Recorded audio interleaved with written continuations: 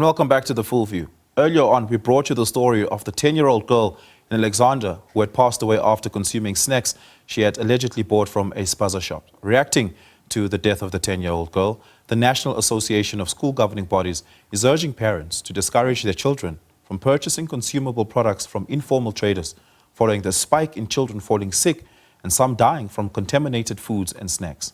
For more on this, we're joined by Matakanye Matakanye, the National Secretary General of the association. Matakanye, good evening. Thank you so much for your time. Really do appreciate it.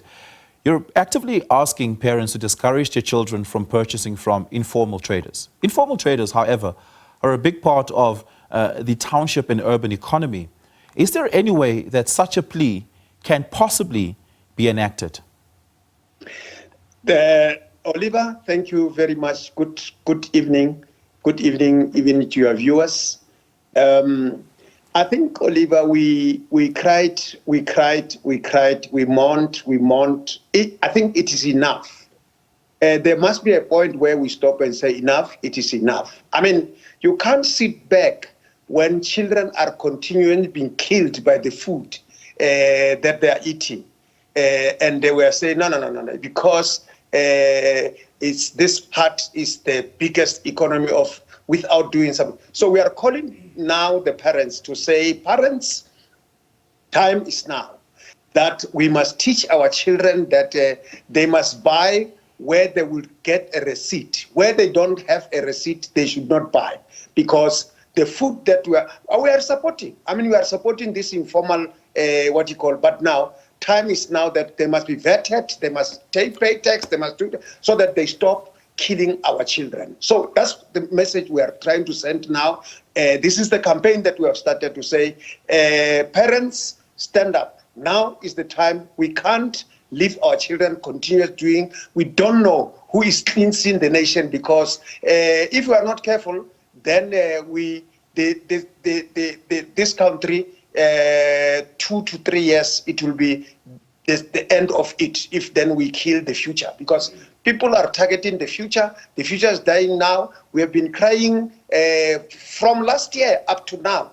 We thought thinking that now this thing will come to an end. It does not come. Then we can't fold our hands. Then we are saying, parents, stand up and teach these children that you only buy where there is a receipt. If there is no receipt, do not buy.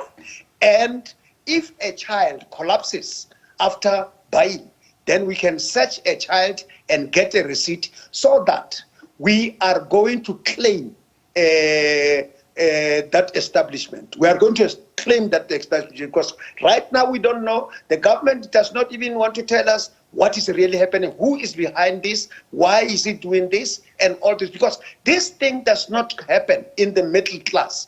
This thing happened in the township. These things happen in the poorest of the poor, the rural, the deep rural. It does not happen in the middle class. So I don't know who is this. The government must wake up and smell a coffee. There's somebody that now is cleansing the nation. So we can't wait. We are calling upon. And Oliver, we want also to use your platform to say, time is now, South Africans.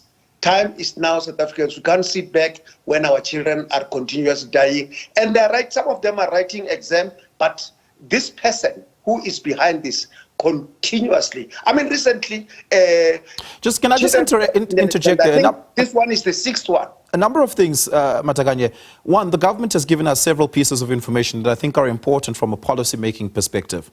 One, as we know from the 6 children that died in Naledi, for instance, there was found organophosphate, which often acts as rodenticides in their foods. Rodenticides being pesticides that is used for rodent control in domestic use.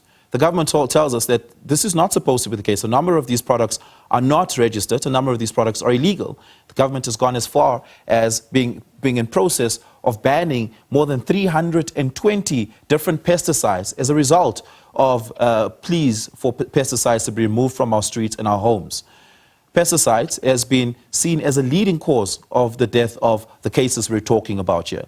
So, one, you can discourage the children to stop buying from these places, but you don't deal with the pesticide problem, which is what causes the contamination. A receipt is not always a reflection of the hygiene of an establishment. No, that's fine. That's fine. That's what the government is saying. That's what, then, I mean, the government should tell us their solution. What is the solution now? If they have realized that now what causes the death is pesticides, then what is the solution? Because we must get the solution. We can't go on dying when the government knows the cause of death. But, you know, the question, Oliver, that you must help us to attempt to answer is why? Why is not happening in South Africa? Part of South Africa is not affected. And I indicated that in the middle class areas, we have never had children dying. So why? Because we are eating the same food. We are eating the same food if the pesticides is up. Now, that's another answer that's another question that it must be answered. Yeah, Matakanye, thank you so much for your time. Really do appreciate it. Matakanye Matakanye is the Secretary General of the National Association of School Governing Bodies.